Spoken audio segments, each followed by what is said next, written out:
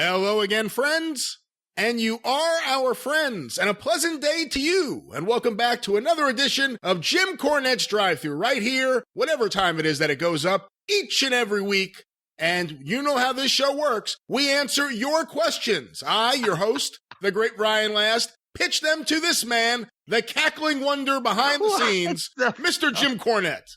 Well, it sounds like fucking dialing for dollars today. You're so overly peppy and cheerful and happy and obviously insincere in your cheer and your not fucking true. Oh, you're as goddamn phony as a get well card from an Undertaker. It's you know you are. Springtime. It's beautiful out. The sun is out. I got bright. fucking 5 buds on my goddamn maple tree. It's going to get killed by the frost coming up because this freakish weather. If I get screwed out of my goddamn dogwood tree going into full bloom this year because of like last year where it was so cold during the month of April, it false started it, and then it was blooming, and then leaves were coming out at the same time. So I had bloom on one side, but I had green leaves on the other side. It threw off the aesthetics of the goddamn dogwood, which is my favorite part of the year.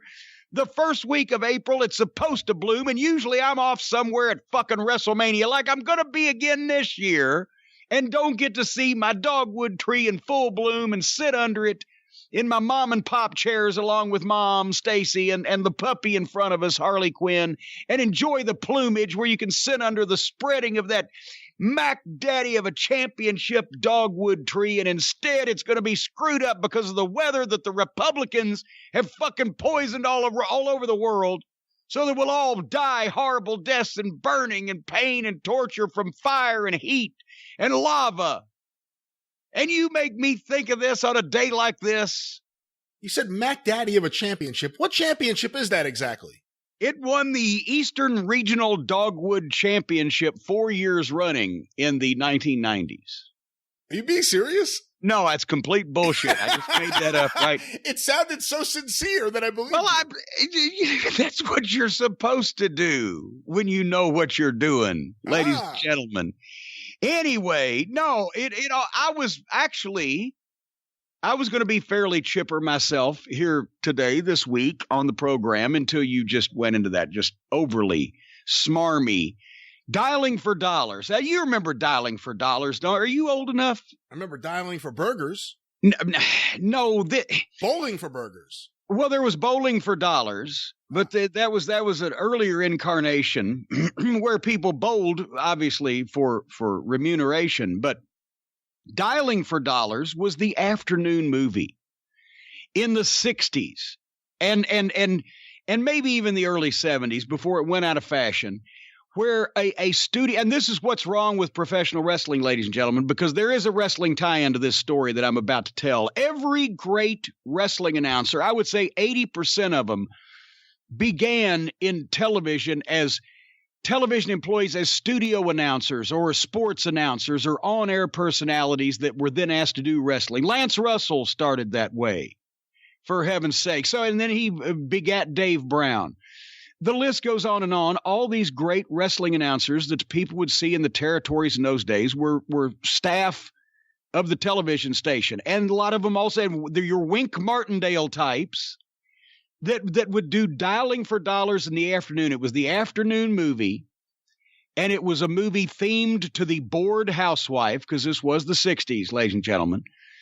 And the bored housewife would then be urged during every commercial break by a host, one of the station personalities, standing there with a telephone on the goddamn on a podium, and he was going to call one of the loyal viewers of Dialing for Dollars, because they would send their phone numbers in. And if he called them, maybe they had to answer a question: who's buried in Grant's tomb? Maybe they sometimes, if he just called them, that was good enough. And they won dollars, and there was a spin a wheel game, or there was this or that, or however you determined it. I mean, this was big money at the time on local television. I would say $50 and $60 was changing hands in one transaction.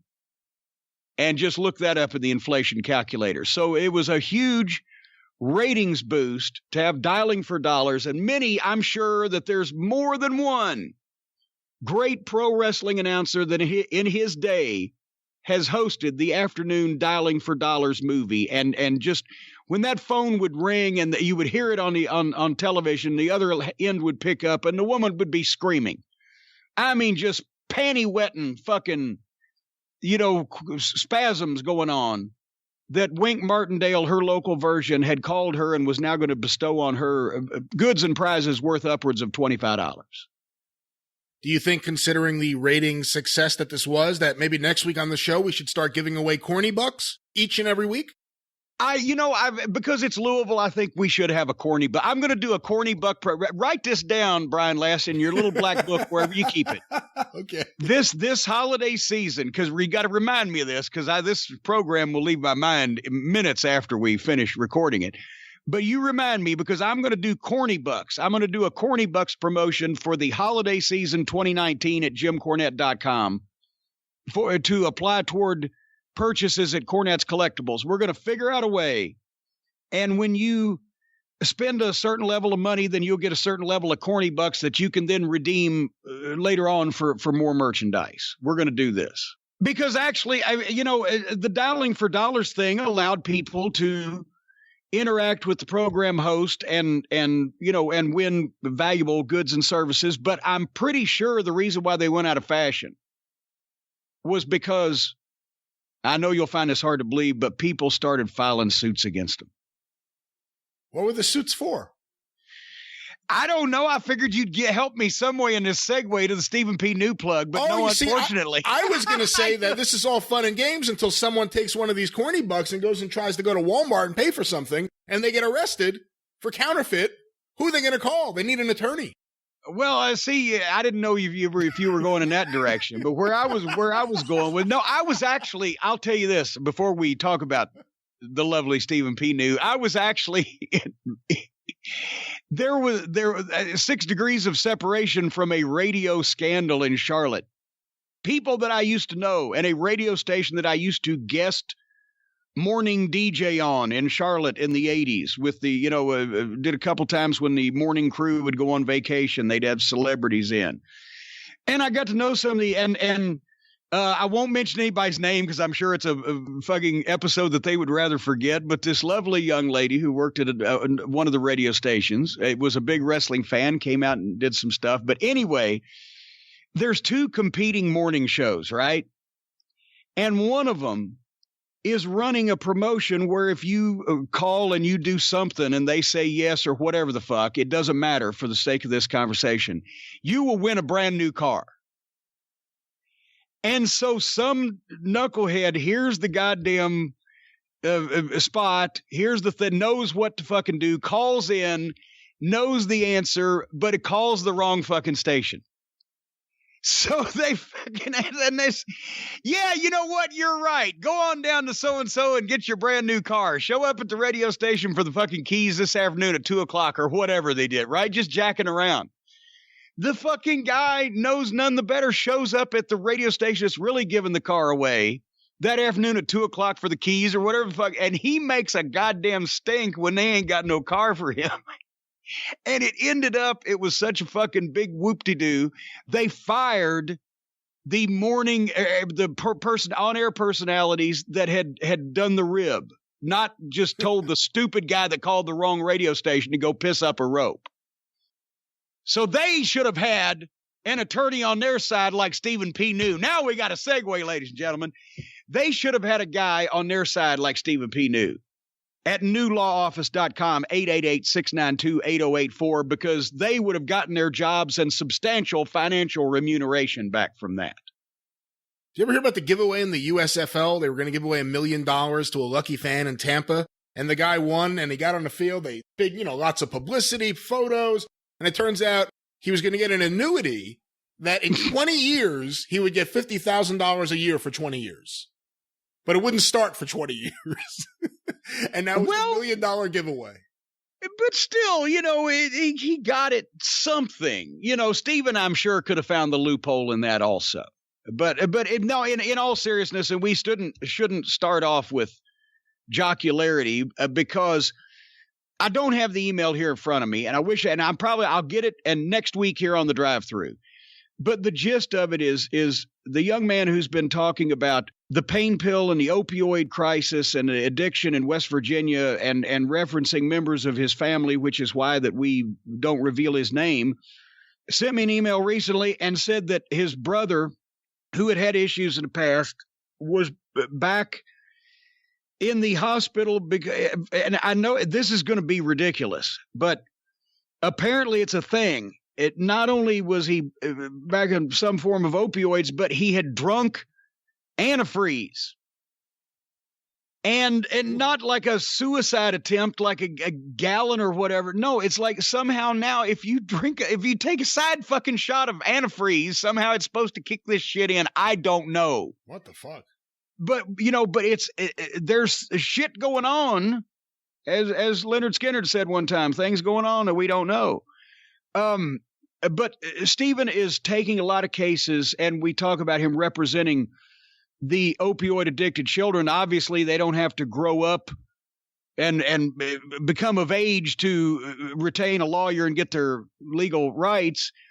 He's representing more on their behalf the parents, or even the grandparents, actually, because sometimes the parents and families may be making bad choices, obviously, which is why sometimes this happened, or sometimes the parents were given bad information by these doctors and these pill mills or whatever. So anyway, if anybody in your family, point is, has this issue, and it's unfortunately West Virginia is the place where everybody talks about, and it takes a lot of heat, but it's going on all over the country. And Stephen P. New goes all over the country. These cases, and a lot of them are tied together, which means there's big judgments from corporations over things like this. But anyway, if you or anybody in your family has the issue, antifreeze or anything else, get a hold of Stephen P. New because he can help. newlawoffice.com, 888-692-8084. And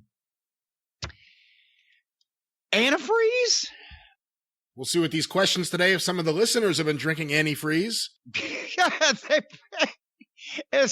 I did a fucking Louisville Slugger interview segment at WCW one time with the sheep herders before they were the bushwhackers, but they were baby faces at this point, right? The lovable sheep herders, not the blood and guts sheep herders. And I think I pitched it. They had done, Butch did all his crazy shit. Luke did all his crazy shit. And then I think they licked my face. And as they're wandering off, I said, the sheep herders will find out, are they crazy or just drunk on woolite? I'm surprised I didn't get a memo from TBS. You're promoting the drinking of woolite. Like the Norman the Lunatic. The one I said he was a child molester because he hugged the baby, and the woman wrote, the only person in the United States of America who could honestly utter the words Norman the Lunatic is my child's favorite wrestler, wrote and said, hey, he called my fucking kid's favorite wrestler a fucking child molester. Were you on the booking committee when they made WCW change the phrase foreign object to international object? No, that was right beforehand, I believe, during the committee era, or possibly even the George Scott era. It was one of the first big eye rollers, though. Well, not the first one, one of the first big ones. It was like the steady unfolding of Trump scandal and misery and criminality and fucking misconduct. It started then coming in such waves that you just kind of got immune to it after a while. But that was one of the big ones. Well, speaking of eye rollers, our first question, Jim, was sent in on Twitter using the hashtag CornyDriveThru from Zan. Who had the Nature Boy gimmick first? Ric Flair or Buddy Landel? And why did Landel keep using it even after Flair was the more successful Nature Boy? Well, but now is he talking about who had it first just between those two guys, or who had it first? Because then it's Buddy Rogers, and then after that was Roger Kirby. Yeah. Roger Kirby came before Flair, and but anyway, this is the way it was done in the days of the territories, and you have to remember that both Flair and Buddy started using the gimmick in territories, not national television. Ric Flair wanted to be a kind of a combination of superstar Billy Graham and Dusty Rhodes, right, on promos. At one time he wanted to call himself Ramblin' Ricky Rhodes because Dusty was a top heel in in the AWA working for Vern when Flair was training. And Flair loved, Dusty's heel fucking cowboy Zabada. But anyway, George Scott wanted Flair to do the Nature Boy gimmick because they brought him in. Flair always loved Wahoo for putting a word in for him because Wahoo was a big deal working for Vern and in the Carolinas. And so they saw such potential in him and the blonde hair and the whole 9 yards. Let's give him Buddy Rogers' gimmick, which you have to think if Flair hadn't been really good and already getting over and getting over stronger, that would have been the gimmick of death to say, we're going to fucking feature you as a heel in a major territory and we want you to do Nature Boy Buddy Rogers. What the fuck, right? But for anybody but Flair, that would have been probably a freak out. But anyway, that's how Flair got it. And what was that, 76-ish? When did they start calling him the Nature Boy in the Carolinas? Probably 76 because the airplane crash is 75. Okay, well, there you go. And by then he had lost weight and came in looking more Nature Boyish because he had to because of the crash in his back. Buddy that was a case of a young guy who's been a dark-haired baby face for a couple years and then switched and bleached his hair blonde and started wearing a robe. He's in a little territory, a smaller territory than the Carolinas, as one of the guys on the card, not to be designed as the main event guy. And he starts calling himself Nature Boy Buddy Landel because his first name is Buddy and he's taking off on Rogers too. But he's doing this trying to find him a fucking gimmick. Right? And I guess that's the first time he did that, wasn't it? In Tennessee, in Memphis, 83? If not there, Puerto Rico, one of the two.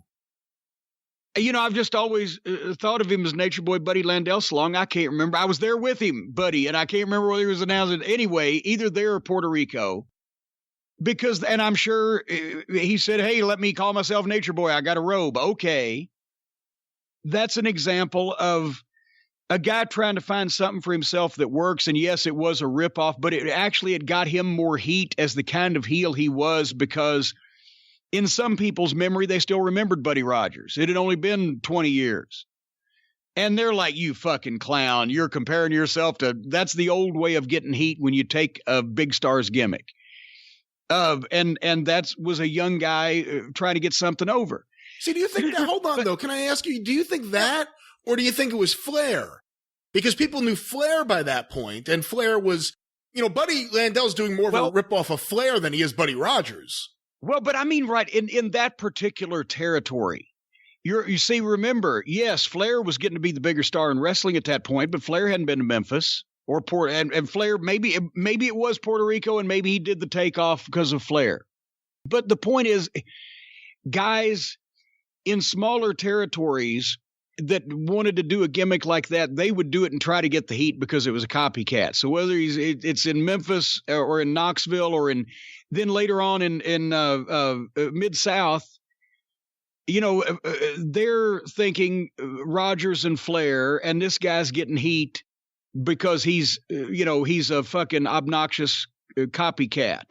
And that's why Buddy worked so good at 84 in Mid-South as Butch Reed's stooge, because he was the guy that wanted to buddy up with the fuck. And he had more heat than Butch, more I want to choke you heat, right? Butch was still a bigger draw in the main event, but the people would rather fucking beat up Budrow. Yeah, that's right. But whereas with Flair taking the gimmick, it wasn't meant to be, I'm being a copycat, I'm getting heat that way. They were going the whole way with it. They were making their top guy the Nature Boy. They were telling him be the Nature Boy and play it straight and be better than Rogers, etc. It's two different ways of getting heat with the same gimmick, but it depends on how you're being used. And then later on, when Buddy got so fucking talented and was on he was in good shape and he was on a roll with having great matches and he could really cut promos. That by 85, they want to bring him in to work for Crockett. And then JJ, signs him up as his big protege.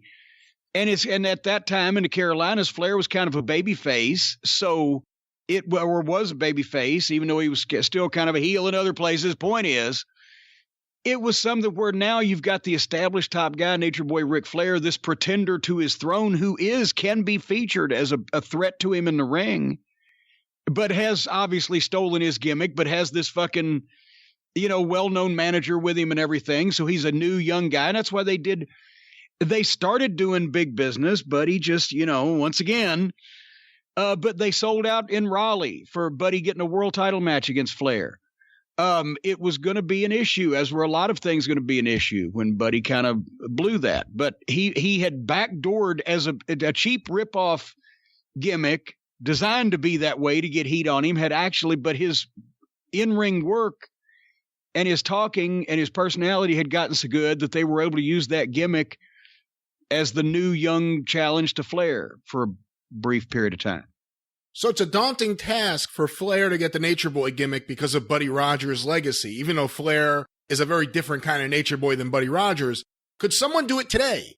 Or because of, forget about even Buddy Rogers, just the legacy of Flair, would it be impossible for there to be a successful new Nature Boy to use that gimmick again? What do you think? Well, no, because to be honest, at one time, I thought it may be a guy like Edge. Because when I saw his first tryout match, we've told this story. Edge's first tryout at a dark match at a Raw taping was against Christian, for one thing. But also, I was sitting there watching it, and I liked, obviously, Christian, but my eyes were drawn to Edge because of his facials and just the way he looked. And he had the long hair, but he was the lean body, but he was in shape, blah, blah, blah. And I turned to JR and said, we got both these guys, right? They're fucking great. And he's like, shh, because there's Carl DeMarco, the fucking Canadian agent over in the corner. He's like, JR's like, I got him for like $300 a week Canadian. Don't tell him DeMarco. They're so good, But at that time, Edge was working as a heel. He was, what was his, Sexton Hardcastle or something or other. Yeah. Anyway, I said the way he begged off, he was doing heel begging off, but it looked Flairish, but at the same time, it just looked different with this guy. He had a cool look to him. He was like a blonde Rick Rude type, not in the toughness, but in the body. And he could be sexy, and you could tell he could be a babyface or a heel, either one, throughout his career. But he just had the fundamentals. I thought, here's a guy, and with the fucking... the shit that the Brood was wearing. I mean, I liked Christian, and I've known Dave Heath forever, and Gangrel really started the whole fucking thing with his gimmick, and they melded it into his, but Edge was always the star to me because of his striking look and his work. He just got it.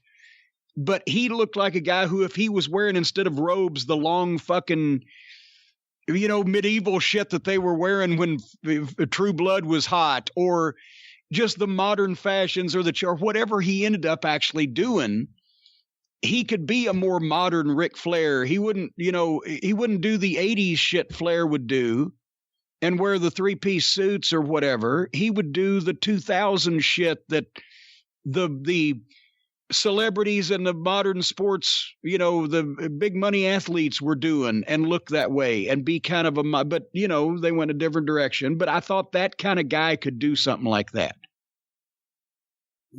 Me. When Buddy had his issue and he no-showed the TV taping, and that really ended his whole run with Crockett, where he was getting a really nice push, did it seem like Buddy was in the midst of having a tough time, or did it seem like the same Bud Rowe that you knew in Mid-South? Did you know something was up, or did it just seem like everyday Buddy? Well, both. We knew something was up, but that was everyday Buddy. He had, I had quit riding with Buddy, and so had Bobby and Dennis in Mid-South. I quit a couple weeks before they did, just because of his lackadaisical driving, but he put them in a mud field, and then they quit afterwards. He could still ride with us, but we wouldn't ride with him. But then by the time that we had got to Crockett, we were still all friends, but the Midnight and I were riding our own places. He was going with other guys. And, I didn't know exactly how much of whatever the fuck he was doing or how bad it was affecting him. But, it was not surprising that Buddy would be doing anything but that. He had always made most of the shows and all the important ones, and he had still been performing at a high level. But then all of a sudden, Joel Deaton came in and said, I couldn't get Buddy up out of bed at Atlanta TV that famous morning. And people called him. He would answer the phone in the room. I'll be right there. And I think we were supposed to be there at like whatever it was, 9:30, or 10 o'clock, or was it even 9 o'clock? We used to have to get there. But he got there like fucking 1:15, long enough to have a stern tongue lashing delivered to him. And that was that for that. Would he have pulled that in Mid-South with Watts as the boss? He never did. But at the same time, another of Buddy's problems was, as he was used in a more prominent position, he began to feel much more important, to potentially be able to wither or weather heat like that. He may have, I don't know what he was thinking in his mind, but that was the day, and they were doing, and I'm pretty sure that they had clued him in. Yes, Buddy, we're shooting this big deal to put you in about $150,000 a year spot next year on TV Saturday morning. I mean, they didn't used to give you a lot of advance notice, but I would pretty sure he knew he was figured in for something big. All right. Well, let's get another question in here, Jim. This one was sent in via email to CornyDriveThru@gmail.com from Leon Atterbury. This may seem like an off-the-wall question, but since you work in various states as a wrestler, how hard is it to do your taxes? Well, is that the end of the question? Okay. Yes. That's not an off the wall thing. I was lucky in that my cousin had recommended to me an accountant to do my taxes when I first got into business. So then, like when I went to Louisiana, I still sent everything home to this guy at a blah, blah, blah. But when we landed in Charlotte working for Crockett and they started expanding in 86, I got my own CPA there because I couldn't afford the postage to send all that shit back to Louisville. I think at the worst, I filed state income tax return and payment in like 12 different states in like 1986, 87, etc. In addition to doing a federal income tax, and where the state where you really lived, you made so much money in Pennsylvania, for example. You're going to Philadelphia every month. Payoffs up to $1,000, $1,500, or, Georgia, or wherever Starrcade was, or the Great American Bash states, for fuck's sake. So it was challenging, which is unfortunately why some of the guys from that era did not necessarily retain as much of their money as they could have, because they didn't take care of it all up at the time that they were incurring it. And they will find you eventually. Did you talk to wrestlers when they would get to OVW about finances at all ever? Oh God, yes. But it was part of record keeping also. And I mean, I would send out memos over the period of time, or, as a matter of fact, one time when we had a seminar, and also just regularly, I sent out the memo of a guy actually that could help them if they have and once again, the wrestling school students did not need help with their taxes. They needed help with their goddamn income. They're waiting fucking tables. But I'm talking about the guys that had developmental contracts. I would tell them, don't just write down your matches and your finishes in your book that you should be keeping.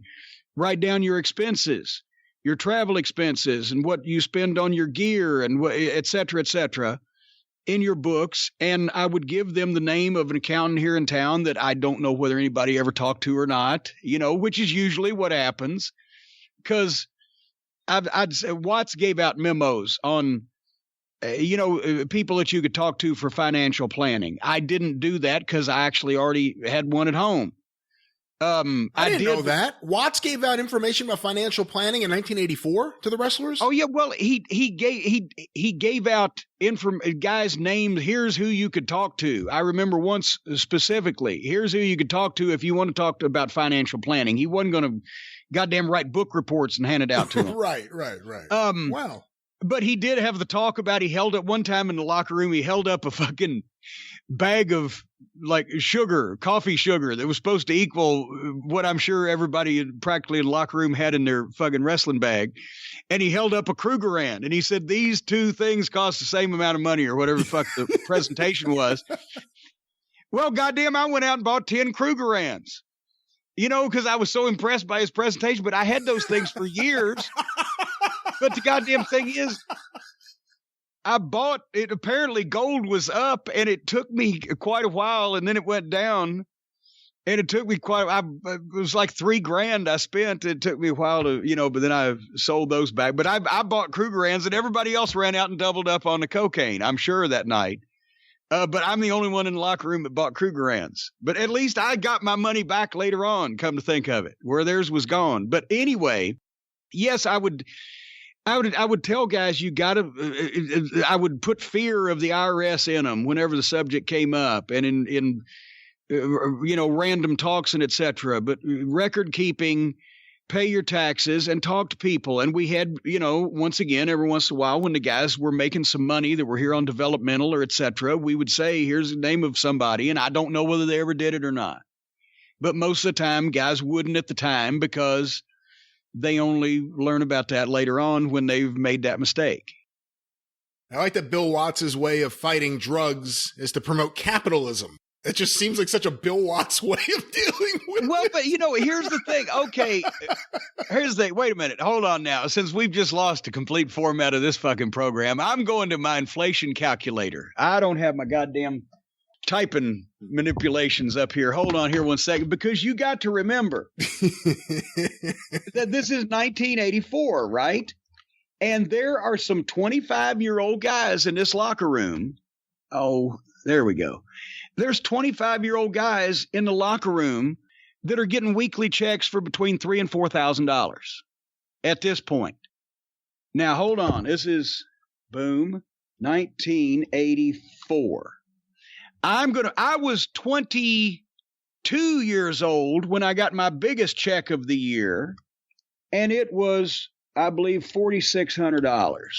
That was the week of the last Stampede? That was one of the 5 weeks of the last Stampede. Oh, we made, you know, fucking close to $20,000 for that goddamn duration of that thing. But anyway, that's $11,191.24 in today's money. And so it made sense that he would tell these young guys who are out of college, same as any other professional athlete, you don't have to become a genius in the stock market, but buy something that's going to at least tie your money up where you can get your money back, like Krugerrands, if you get a chance, instead of fucking spending all your money on fucking cocaine. And if you've got a fucking guy just out of college or didn't go to college, but is just that age and is suddenly making fucking $11,000 plus a week, there's a potential they're going to start doing stupid shit. So he was trying to encourage people to do more of the good stuff and less of the bad stuff. Don't do stupid shit. Hey, Dr. Death, Hercules, have a seat over there. I want to talk to you about Israeli war bonds. But I mean, you know, he was just, a lot of the promoters just were like, well, you know, as long as they show up and don't get in the newspaper and don't, you know, get my company sued, they can do whatever they want on their own time. But Watts is more like a football coach. He wanted his team to be, he knew, I'm sure, that there was shit going on, but, you know, at the same time, everybody was scared and nobody was going to admit it to him. But he approached it more like a team coach than a promoter that didn't give a shit. How many times a week did you actually see Bill Watts in Mid-South? And how many meetings, how many group meetings, team meetings did he actually have? I saw him definitely once a week because he was there in Shreveport at every set of local promo sessions that we did on Wednesdays from 9 in the morning until 3 or 4 in the afternoon. He supervised. I don't remember him ever missing. He was at every TV taping, which we did on every other Tuesday night in Shreveport at the Boys Club. I don't remember Bill Watts ever not being at one of his television tapings. So 1 week I'd see him Tuesday night and Wednesday morning. The next week I may just see him Wednesday morning, but then also every other week we were in Oklahoma and I don't know that he was at every. Come to think of it, I don't know. I never saw him in Oklahoma City. The dressing rooms were separate, so we did not ever see any of the baby faces in person except in the ring. In Tulsa, we had separate dressing rooms, but they were accessible through a common area in the back away from the people. So he was at every Tulsa event. So you would see him at least once a week, sometimes a couple days a week. And since Grizzly Smith was at every other Mid-South wrestling show that ever ran and never missed, was never too sick, was never too tired. I don't know how the fuck that old fuck did it. If Grizzly Smith was there, Bill Watts was there. He was almost like a cyborg. His eyes recorded a fucking video that sent it back to Bixby, Oklahoma. Did anyone ever get to fly with Bill Watts from Louisiana back to Oklahoma in his jet? You know, if he had it when we were there, I don't remember a lot of people talking about it. I know that he had flown planes before and then had a jet for a while. I don't know if he was doing that while, because once again, it would have only been baby faces. And besides that, fuck, I can't imagine me and Bobby and Dennis's face if Bill Watts looked at us and said, "Hey, you guys want to fly with me in an airplane?" We would have collectively shit our pants enough to fertilize fucking Mississippi for 3 years. Our next question, Jim, was sent in via email to CornyDriveThru@gmail.com from a cult member named Jim. And you don't mess around with cult members named Jim. I've reached a point in Smoky Mountain Wrestling where Chip Kessler has joined on commentary, and I was wondering, how much coke did he do before filming each episode? His eyes are literally popping out of his head every time he introduces the show. No. Yep, God damn it. You have unfairly portrayed Chip as a drug abuser. Chip was a great guy, and Chip was the last announcer that we had when JR had gone back to the WWF. Obviously, Bob Caudle, we had kind of let out of his sentence after he did the first couple of years when he was having to come over from Raleigh, and that trip was getting harder and harder by himself. Sometimes he'd bring his lovely wife. Ron Wright came with him sometimes because Ron was over in North Carolina also, and then he moved back to East Tennessee anyway. But Jim Ross had come in, and he had gone back to the WWF. Les Thatcher at that point had gotten a full-time position doing something that precluded him from coming down to East Tennessee on the Mondays that we always taped or whatever, or Virginia. And Chip had been doing commentary for some time when we'd go to Freedom Hall, because Chip was a radio personality in the Tri-Cities, Johnson City, Bristol, Kingsport. And he did a radio sports call-in and talk program on, I believe it was either Saturday mornings or Sunday mornings that I was on a couple of times, live once and on a few more. And he was a big wrestling fan, and he had that great voice. He really had an old-time Southern Territory wrestling announcer voice. And he knew enough. He had never really done wrestling before, but he knew enough about it from being a fan that he was respectful and he did a good job at it. He was very earnest. Having said that, the one feature that Chip had that he was a great guy he had a perfect face for radio. I'm just going to go ahead and say it. He was not camera friendly as far as the television camera because he had big round eyes and did not blink a lot and wore glasses. I didn't want to just say, I hope to God Chip's not listening out there somewhere. I didn't ever want to say, "Hey man, what the fuck's the deal with your eyes?" But because it wasn't even, I'm thinking it was something, if not medical, that he was born with. And it wasn't like, because I went up to Les Thatcher, because Uncle Les has for years worn those thick glasses, right? And I said one time, "Les Thatcher, you look like a seal peering through a block of ice." But But with Chip, he wore glasses, but it wasn't the glasses. It was those giant, massive, round, unblinking eyes that sort of made him look like he'd been possessed by the demon.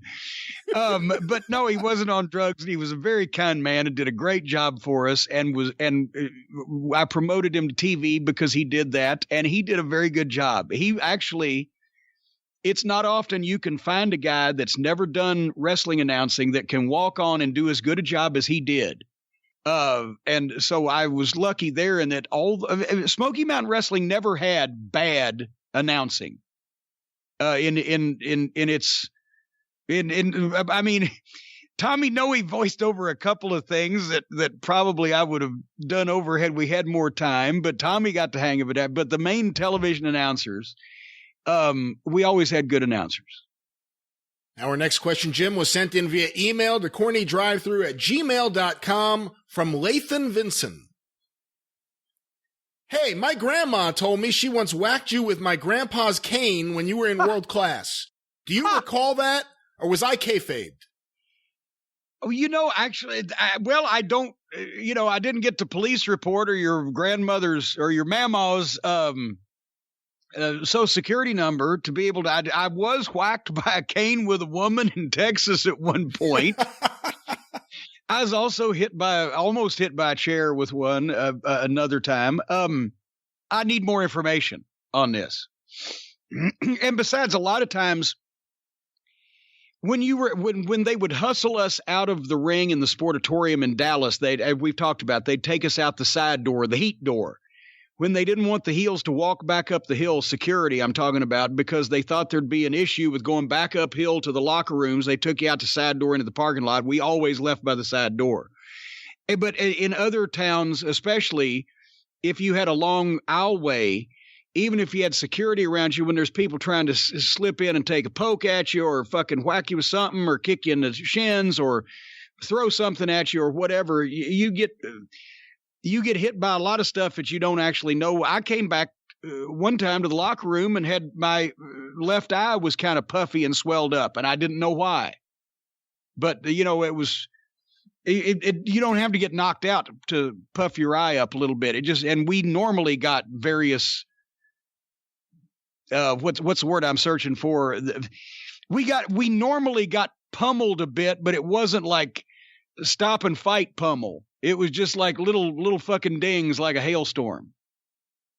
When did you notice, if you could pinpoint, the old person crowd, the old ladies and the old men who used to sit there shrinking? When did you notice that you had less old people who were just so engaged in professional wrestling traditionally coming to wrestling anymore? Well, when Turner Broadcasting bought Crockett and became WCW, shortly afterwards, we noticed that we had less of everybody. And then from there, I went directly to Smoky Mountain Wrestling, where we had traditional crowds in almost every town that we ran. And then I went to the WWF, and then suddenly, holy shit, there's no more old people. There's a lot of kids, but it's parents bringing their kids. It's not like multiple generations of families and traditional wrestling fans. It's like people out for, the Globetrotters or whatever. And then so I was kind of insulated in, we had all those traditional fans. Then suddenly we didn't have hardly any of them. And then suddenly I had traditional fans while the rest of them went away everywhere else in the world during Smoky Mountain. And then I pop up in the WWF and I'm like, holy shit, this is completely different fucking people. Our next question, Jim, was sent in via email. You don't want to hear about the time the woman in Texas almost hit me over the head with a chair? I do. Please tell that. Please reenact it. We are in, well, I'll have to do it verbally. Okay. But I can probably describe it fairly well. We are in, it's for world class. It's a Sunday afternoon. We're doing afternoon and evening shots in Lubbock and Amarillo. So we are in the Lubbock Civic Center in the afternoon, going to Amarillo that night, in front of the massive crowds of like fucking 500 and 600 people that world class was drawing in Amarillo and Lubbock at that time. Well, Amarillo did a little better. Lubbock was the shits. They'd both been good towns, but obviously they weren't at this point. But they're still the same kind of wrestling fans, territory wrestling fans. And there's this old woman. on the front row, and we're working with the Fantasticks, and we've got this goddamn little clothesline that the barrier around the ring in a lot of these towns back then used to be 4 poles in the corners and a rope strung from the top. You've seen them. Yeah. It looks like the goddamn rope line you go through at the movies or whatever. And that was the security barrier. And then it's broken on 2 sides, at least one, possibly 2 sides, because the aisleways, the baby face walks down, the heel walks down. You got to, sometimes you step over it, but sometimes they got a little break. People just walk around. So it's really crack, high-tech security. So I'm noticing this woman is standing up and shaking her fist at me, and everybody's still yelling because it's still wrestling fans. Back then, 600 make the noise now of 6,000.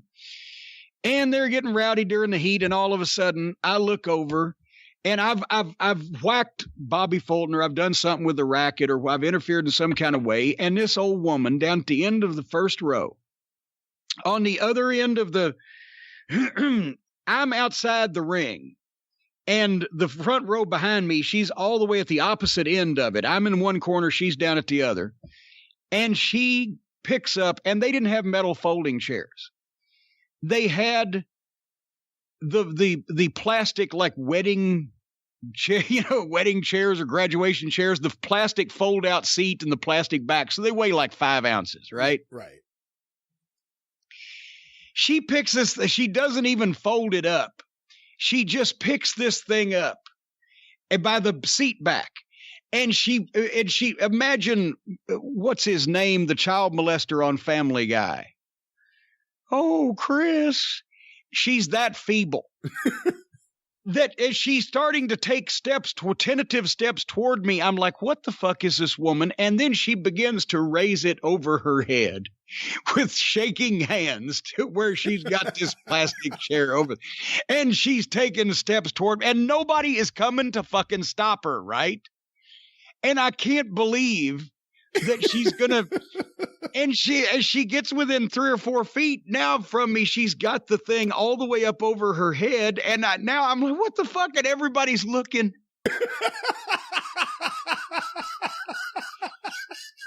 And she starts to come down at me with the chair, and I just put my hand up. As Dustin would say, I just put my hand up, baby. I just put my hand up to block the seat of the chair. I didn't hit her. I didn't grab it. I just blocked, because now I'm kind of playing with it, right? That this, I'm getting some heat, this old woman. I just block the seat of the chair, which throws off her fucking balance. Because she's got everything that she thought she had in that chair coming down, and she knew where she was trying to put it, and suddenly it's been blocked. And she falls over backwards on her ass. Now it looks like I put grandma down, and the place turns from giggles to, oh. What the fuck? In the midnight, it's like, Cornette, roll in the ring, Corny. And fucking people start getting up, and quickly someone of her daughter-in-law came in. She gets up and she's still shaking her fist at me, and I'm up on the apron of the ring, and people start settling down that Granny is not being taken out on a fucking stretcher. But that's another thing. The other night at the MLW taping in Chicago, when the Contra group got some fucking heat, which I hadn't seen in a while, and people started throwing that shit because there was one fucking, a bottle came in, and one of the guys grabbed it and threw it back out, and didn't throw it like to spike it at anybody, but the liquid went wherever the fuck, and here came the shit. And we learned this lesson early also. Besides going through all the shit we did in Louisiana, we're in Lawton, Oklahoma one night. And goddamn, I think it was with the Fantasticks, who we wrestled every night. And it was the only, it was people you could get heat on. Goddamn, somewhere or another, we're leaving the ring as we roll out. We've done a hot finish or whatever the fuck. We're coming down, and some guy in the front row spiked a fucking Coke at me and blasted off my chest or whatever. And I went over at fucking him, was going to swing at him. Dennis is holding me back. Here comes a fucking cop. But the guy grabs the front row chair, right? Grabs the back of the front row chair and picks it up. And Bobby grabs one of the cops' chairs that had been sitting in the corner of the ring, right? Grabs it and folds it up and holds it up next to him. Everybody in that section of ringside, every man stood up and grabbed their chair and picked it up. And Bobby quickly unfolded the fucking chair and set it back down, and they all unfolded their chair and set them back down. So this, as the escalating arms race in a hot crowd, is not one that you can win. So you can't introduce new weapons into the field of play after the ground rules have already been established. The Fantasticks have come up a few times, Jim. Our next question comes from Roger Lockridge, and it was sent into CornyDriveThru@gmail.com. I wanted to know, out of all the matches between the Midnight Express and the Fantasticks, which do you feel was the best and why? Different ones for different reasons. The best angle match was the Clash of Champions, the number one, where they had just come in.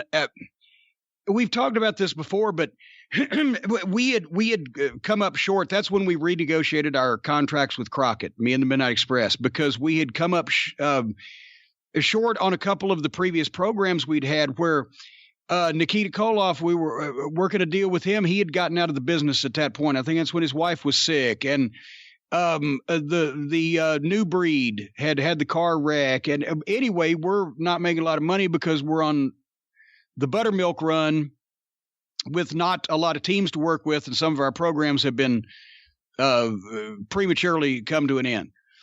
So I pitched Dusty on Bobby and Tommy. I said they're the best in-ring working babyface tag team in the business.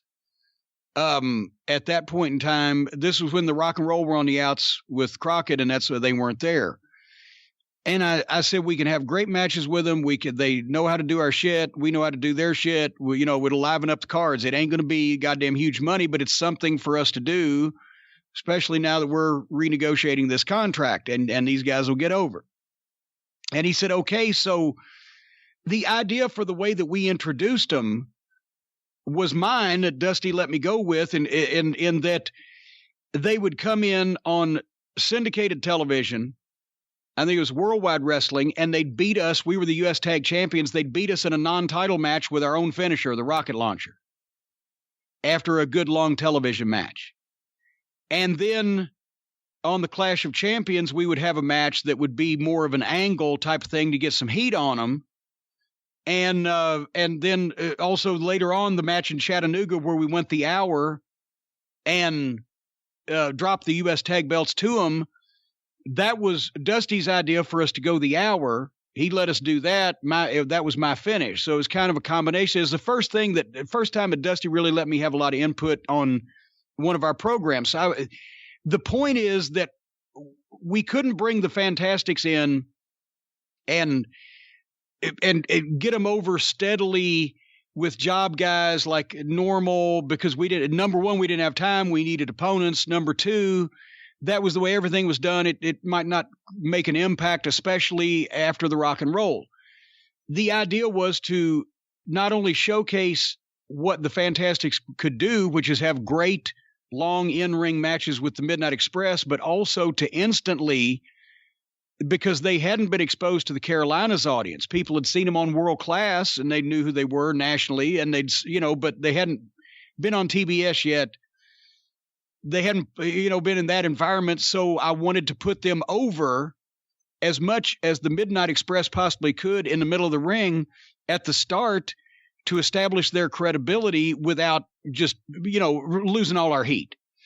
So anyway, we had that first match on syndication. I think we did up in Richmond or Norfolk, which was great because it's a great wrestling crowd. And we had a good match, and then they beat us with the rocket launcher in a non-title match. Holy shit. So that was a good start. But then the Clash of Champions with the angle where I whipped Bobby afterwards, that was good for TBS national television to keep heat on the Midnight Express. But we were going to have a more normal match. Because remember, that wasn't a goddamn bunkhouse match or anything. But when we got there, and because Flair and Sting were going Broadway and they had everything else, it was the first live special. We were down for like 12 minutes or maybe not even, maybe 10 minutes with intros. And all of a sudden, I was like, Dick Beyer, and, how do you have a match last 20 minutes? So we said, okay, we're going to do Memphis on them, and we're not going to tell anybody. We're just going to do the wildest 10 minutes that anybody's ever seen and leave with some fucking heat and some carnage. And that was one of those deals where I said, hopefully we have the standing that nobody will yell at us. And they didn't, because it was so fucking good. It tore the house down. But the tables, the chairs, the fighting outside the ring, the four-way, all that bullshit through the match, Dusty or nobody else knew we were going to do. We just called it as we went. And anyway, that was the best angle match. The best television match was the Chattanooga match where they beat us and won the belts. That went pretty much the entire show, and Bobby Eaton had a 102-degree fever and bad stomach flu and was puking his toenails up till we went in the ring on that one. And the best house show match that we ever had with the Fantasticks was in the Dallas Sportatorium. Our last night that we were in Dallas in the Sportatorium before we left and went to work for Crockett, and we worked with Bobby and Tommy. And that's the best match we had the whole time in Texas, because we were like, we want to show you motherfuckers what you're going to be missing, what you could have had if you'd paid us a little bit more money and put us in some goddamn more featured events so we wouldn't have to give our notice to go work for Jimmy Crockett, and we're going to tear this fucking house down. And I mean, the last thing I remember in this goddamn match was Bobby Fulton ran across. Bobby Eaton was standing on the apron of the ring. And Bobby Fulton ran across the entire ring and leaped up and cross-bodied Bobby, who caught him on the apron, and they went backwards to the fucking floor. I've never seen a guy. They just did everything. And left the place in fucking flames, and then we relocated to fucking Jim Crockett Promotions. That was our best house show match. And there was one in the Night Center in Miami that I'd loved to have had on tape, that just everything worked. I don't remember if you had this statistic in the Midnight Express scrapbook, but did you ever figure out who you worked more with, the Rock and Roll or the Fantasticks, as the Midnight Express? It had to be the Rock and Roll, just because of longevity's sake, because we had matches with Bobby and Tommy in 88 and in 85 in Dallas and in Georgia and TBS, and then briefly for a few months in Louisiana in 84. But we worked with Rock and Roll in 84, some in 80, a little bit in 85 when we first worked for Crockett, definitely a lot in 86 and 87, back again in 90. It would still be the Rock and Roll. Our next question, Jim, was sent in on Twitter using the hashtag CornyDriveThru from Mario Latillian. Why didn't Dirty Dutch Mantell get a bigger run in the WWF or NWA WCW as a wrestler in the mid to late 1980s? He seems like he would have been a great mid-card heel for either company. Well, therein lies the issue. In the mid to late 1980s, Dutch was still an attraction in Memphis. Was still in demand to be booking in Puerto Rico. Dutch liked most of the time he spent booking in Puerto Rico, especially when they ran like 4 days a week and he lived, 100 yards from the beach and didn't have to leave until 5 o'clock for the shots every day. So, I think there was some points where it would have been detrimental to him to be a mid-card guy in one of the big companies. And by the time when he came to WCW in 1990, I can't remember what he was making. It was for a guaranteed contract, but by that point they were bringing in so many, not only younger guys, but greener guys. Dutch and a variety of people didn't necessarily fit at that point. And I think Dutch more in the 90s concentrated on announcing and booking than he did wrestling at that point, because he was already in his 40s. So it wasn't like he was going to, at the end of the 80s, try to start establishing himself as this hot young name in one of the big companies as an in-ring wrestler. Having said that, I've said before he was my announcer. I'm the only guy that ever lost an announcer to a booking job in Puerto Rico. But I think by the 90s, that's what Dutch would rather have been doing. Our next question, Jim, was sent in on Twitter using the hashtag CornyDriveThru from Pete Boyle.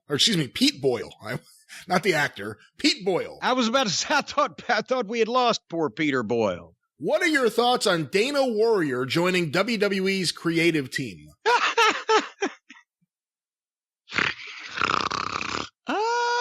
Wait a minute. Hold on. Give me some help here.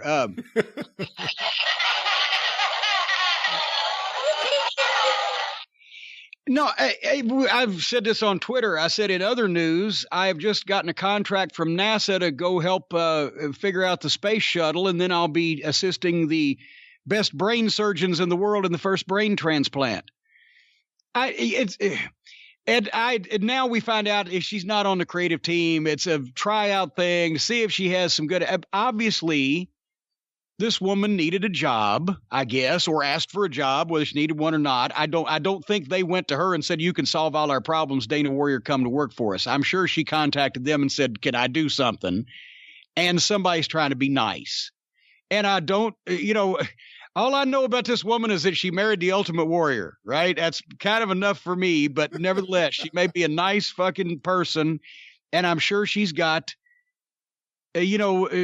expertise in some areas, but I don't understand how male, female, whether you're a spouse of someone or not, does that mean that the spouse of an NBA center can just walk on and to the Boston Celtics and start coaching? Or no, you don't, because you married a wrestler, especially one who probably communicated less about the actual wrestling business to his particular spouse than any other human being ever in the history of the wrestling business could have possibly communicated to their spouse. How that qualifies you to assist on the creative team for the world's biggest promotion, I've lost somewhere in the middle, around the far turn when they were behind the bushes. I lost them. Somebody took a cab. Our final question this week, Jim, was sent in via email to CornyDriveThru@gmail.com from Maurice Case in Germany. Well, is he a mental case or just? We'll find out here. I recently found out that Ron Simmons, Tommy Dreamer, and Edge were brought to OVW. I enjoyed the OVW deep dives. Any stories of those three? Ron Simmons, Edge, and who else did he say in the middle? Tommy Dreamer. Tommy Dreamer. Well, at various times, they weren't all just sit there at the same time. Dreamer was there a number of times. Basically, it was part of any time that when we had the developmental program going, if a guy had been injured and off and wanted to rehab, get back in shape, Ron Simmons and Bradshaw both came down as the APA and did some tag matches. But then also, if a guy was working in the office or maybe just wasn't booked at that period of time, but was a good guy that could assist with some of the young guys, they would send them down to train and work the TV. So it just depended on what the situation was, but a lot of guys like that would be sent down to work with the young guys and go back and either report or just help out in their development or rehab their own particular injuries, and they all contributed. But I really enjoyed having, Ron down because he's a legitimate athlete. It had the background, but at the same time, he was such a fucking veteran and such personality. He was good from a variety of standpoints. And I mentioned earlier in the show how much I thought of Edge. Dreamer has always liked to work with young guys and likes to help and has no qualms about doing jobs, putting guys over. So it was, everybody in their own way contributed. And with that, the drive-thru has closed. See, I'm battling your sound effects. Now you've stepped on a cat's tail.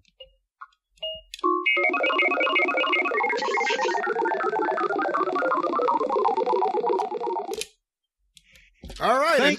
Thank you, Keith Emerson. Let's just get out of here. Well, We'll have another professional broadcast next week with the Drive-Thru. Of course, you can hear us on the Jim Cornette Experience when it debuts each and every Thursday, wherever it is that you find your favorite podcast, or listen whenever you like via download or on the official Jim Cornette YouTube channel, tinyurl.com/official corny YouTube, or just go to YouTube and search for Jim Cornette. It will be the first thing that pops up. And thank you to everyone that has subscribed so far. We have grown pretty quickly, and we encourage you to subscribe if you haven't already. We have a lot of really fun things planned, and you get to check out the exclusive Travis Heckel artwork for each and every show that goes up. Once again, the YouTube channel just keeps going up and up and up, but it's not yet fully erect. It needs its taint tickled more, so keep subscribing. That's right. I was about to say all that, but you beat me to the punch. There you go. I also want to remind you, you can follow Jim on Twitter at the Jim Cornette.